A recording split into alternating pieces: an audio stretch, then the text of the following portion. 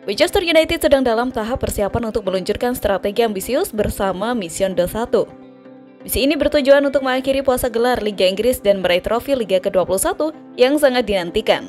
Dengan semangat tinggi, klub bersejarah itu bertekad kembali ke jalur kemenangan yang sudah lama ditunggu-tunggu. Menurut laporan The Times, inisiatif itu dipimpin oleh Direktur Olahraga Neil Sirdev, dan ia kini mengemban tanggung jawab besar dalam operasional klub bekerja sama dengan Direktur Teknik Jason Wilcock.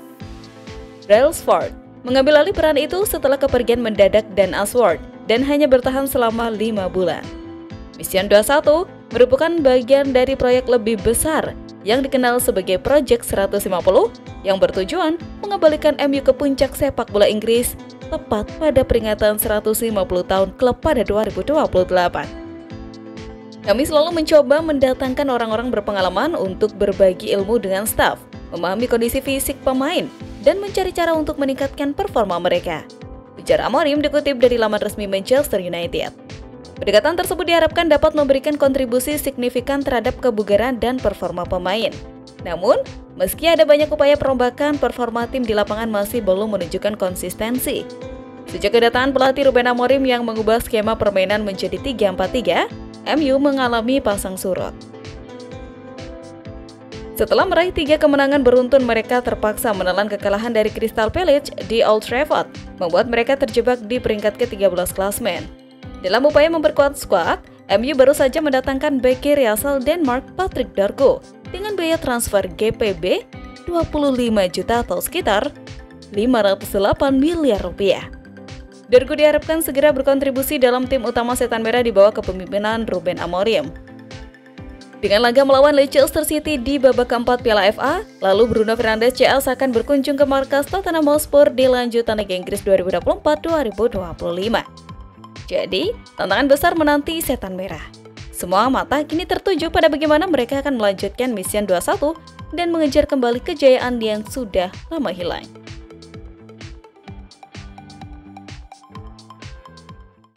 Starting Eleven terkuat Manchester United usai menggait dan melepas pemain di bursa transfer musim dingin 2024-2025. Ada sejumlah perubahan penting yang akan dilakukan Ruben Amorim. Manchester United harus menghadapi paruh kedua musim tanpa tambahan striker baru setelah gagal merekrut siapapun pada hari terakhir bursa transfer musim dingin. Sebagian penggemar berasumsi bahwa tidak merekrut siapapun justru menjadi kesalahan terbesar.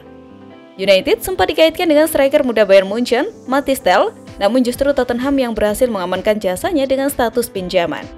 Dengan bursa transfer yang telah ditutup, Amorim harus puas dengan tambahan 2 bek baru, yakni Patrick Dorgu yang dibeli seharga 30 juta pound sterling dan Aiden Heaven yang direkrut dari Arsenal. Kehadiran mereka memperkuat lini belakang, namun United justru kehilangan 2 pemain sayap, Marcus Rashford dan Anthony yang dipinjamkan ke klub lain. Di sektor penjaga gawang, Andre Onana tetap menjadi pilihan utama Amorim meskipun Altay Bayindir sempat tampil impresif saat melawan Arsenal. Sementara itu, lini pertahanan masih dalam tahap eksperimen. Amorim kerap mengubah komposisi 3 bek sejak mengambil alih posisi manajer pada November lalu.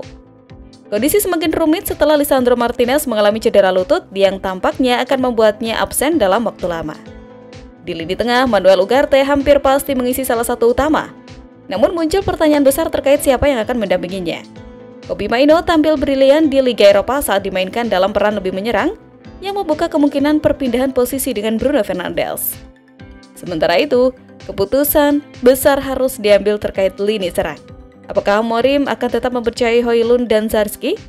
Atau justru mencoba Mainoo sebagai ujung tombak? Striker kedua yang tersedia mengeluhkan kurangnya kesempatan bermain reguler, yang mungkin mempengaruhi performa mereka. Untuk saat ini, Højlund tampaknya lebih diunggulkan dibandingkan Zalewski yang mengakui dirinya bukanlah striker murni.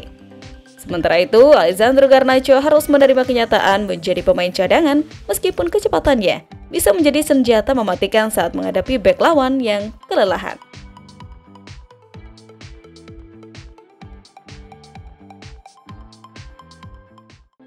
Pelatih Ruben Amorim terancam dipecat karena Marcus Rashford. Menurut Paul Merson, pelatih Ruben Amorim berisiko dipecat jika Manchester United tidak meningkatkan performanya di Liga Inggris dan Marcus Rashford bersinar dengan seragam Aston Villa. Setelah sekian lama tidak diturunkan oleh pelatih Ruben Amorim, Marcus Rashford meninggalkan Manchester United untuk bergabung dengan Aston Villa dengan status pinjaman hingga akhir musim ini dengan klausul pembelian sebesar 40 juta pounds. Sementara itu, performa Manchester United belum kunjung membaik karena terus kalah dari Crystal Palace di kandang sendiri akhir pekan lalu. Menurut Paul Merson, pelatih Ruben Amorim akan mendapat masalah besar jika Manchester United tidak bisa bermain lebih baik setelah menyingkirkan Rashford dan Anthony. Mantan pemain Arsenal berbagi di Sky Sport, jika Rashford datang ke Aston Villa dan mencetak 10 gol dalam 10 pertandingan dan Manchester United terus bermain buruk, maka tentunya pimpinan klub harus mempertanyakan keputusan Amorim. Aston Villa adalah salah satu tim terkuat di Liga Inggris saat ini. Mereka punya sistem permainan yang jelas dan pelatih bertalenta seperti Unai Emery. Jika Rashford memanfaatkan kesempatan ini, dia akan mendapatkan kembali performanya dan menjadi bagian penting dari tim. Manchester United lebih dekat ke grup degradasi dibandingkan posisi Liga Champions di peringkat Liga Inggris. Pelatih Amorim perlu segera memberikan sinyal positif jika tak ingin menghadapi resiko dipecat setelah baru menjalani setengah musim. Dengan Lisandro Martinez yang cedera parah dan berisiko cuti jangka panjang, Manchester United berencana merekrut Dan Huijsen, seorang gelandang yang meninggalkan banyak jejak di divisi Inggris dan banyak dicari pemain besar. Menurut media Inggris, Manchester United tertarik pada Dan Huijsen, gelandang berusia 19 tahun yang membuat badai bagi Bournemouth. Departemen olahraga Manchester United menilai penandatanganan Huijsen sebagai investasi jangka panjang untuk memperkuat pertahanan. Sebelum bursa transfer Januari ditutup, MU dan Chelsea sempat mempertimbangkan skema pertukaran pemain antara Alessandro Garnacho dan Christopher Nkunku. Rencana ini diyakini bisa membantu kedua pemain menemukan kembali performa terbaik mereka setelah periode yang kurang memuaskan, sekaligus memberikan keuntungan bagi kedua klub. Chelsea sangat tertarik dengan Garnacho dan bahkan siap memenuhi harga yang dipatok United, yakni 65 juta pounds. Namun, menurut Manchester Evening News, MU akhirnya memutuskan untuk mempertahankan Garnacho karena khawatir akan adanya gelombang protes dari para penggemar. Pemain muda asal Argentina ini dianggap sebagai bagian penting dari proyek pembangunan tim di bawah asuhan Ruben Amorim. Menjual Garnacho, terutama ke rival langsung di Premier League, bisa memberikan dampak negatif tidak hanya dari segi teknis tetapi juga citra klub. Keputusan ini menunjukkan bahwa Setan Merah masih memiliki kepercayaan besar terhadap masa depan Garnacho di Old Trafford. Pelatih MU, Ruben Amorim secara terbuka mengapresiasi bakat Garnacho dan menegaskan bahwa ia masih memiliki peran penting dalam skuad utama Setan Merah. Saya sangat senang memiliki Garnacho dalam tim. Dia berkembang setiap hari, dia adalah bakat sejati dan pemain seperti itu selalu membuat pelatih ingin bekerja dengannya untuk mengembangkan potensinya lebih jauh, ujar Amorim. Sikap profesionalnya ini membuat kembali mendapatkan kepercayaan dari Amorim dan lebih sering dimainkan dalam beberapa pertandingan terakhir.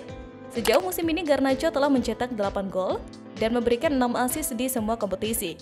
Meski masih perlu banyak peningkatan, potensinya sebagai pemain muda sangat besar dan menjanjikan. Di pertandingan tengah yang berlangsung di Old Trafford, sebuah momen menggambarkan masalah yang dihadapi Ruben Amorim. Striker Manchester United Rasmus Højlund gagal mengontrol bola yang memantul darinya. Lalu ketika bola sampai ke Joshua Zirkzee, ia justru melepaskan umpan yang salah. Højlund seharusnya menjadi ujung tombak serangan, sementara Zirkzee diharapkan mampu mengolah bola dengan baik.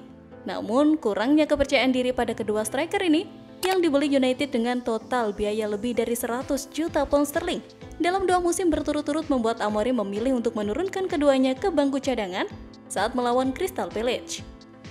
Penampilan singkat mereka sebagai pemain pengganti menjelaskan alasan di balik keputusannya tersebut. Namun, hal ini menjadi bukti betapa pelatih United merasa Kobbie Mainoo, seorang remaja yang bermain di posisi yang bukan keahliannya di lini depan, adalah pilihan yang lebih baik. Situasi ini sebenarnya juga mendukung bagi pemain muda ketiga United. Mainoo hanya dipaksa bermain di posisi tersebut karena Amorim mengaku bahwa ia kesulitan bertahan di lini tengah.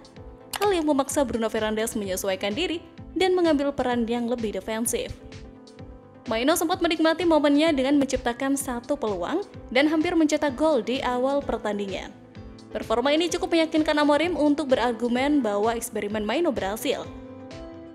Di sisi lain, ketika Marcus Rashford bersiap untuk hengkang, United harus bermain dengan trio depan di mana Alessandro Garnacho adalah pencetak gol terbanyak dengan 13 gol sepanjang karirnya di level tertinggi. Sementara itu, Højlund dan Zirkzee sama-sama belum mencetak gol sejak sebelum Natal. Situasi ini semakin mempertegas betapa seriusnya masalah yang dihadapi lini depan United. Lisandro Martinez dikabarkan tidak bisa memperkuat tim mereka lagi hingga akhir